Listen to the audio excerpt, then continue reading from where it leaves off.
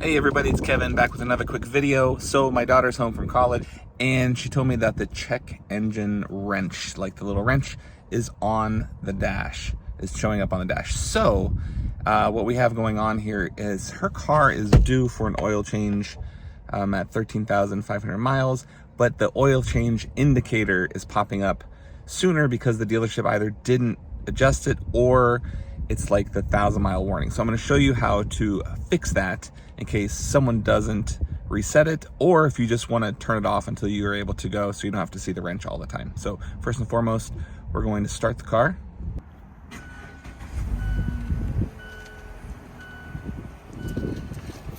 And you can see the wrench is on. So on the dash, on the steering wheel, there's actually nowhere to make this adjustment. You actually have to come over here.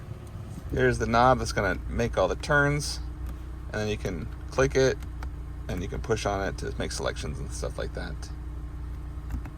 So coming back up here, let's get back out of this. So it starts here, and you're gonna come over here to applications, and you're gonna see all these different things. A vehicle status monitor. We've got a maintenance wrench. So it's saying that the tire rotation is due in 567 miles and the oil change is in 567 miles. And in fact, her oil change is due in 100 miles, but for the sake of this video, we're just going to reset. I want to reset that. We're going to go back, click it again, oil change. I'm going to reset it,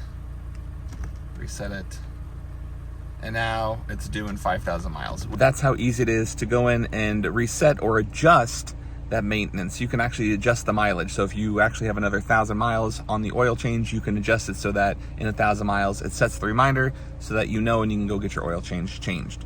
All right, so if you liked the video, give it a thumbs up, be sure to subscribe, and hopefully we'll see you in the next video. See ya.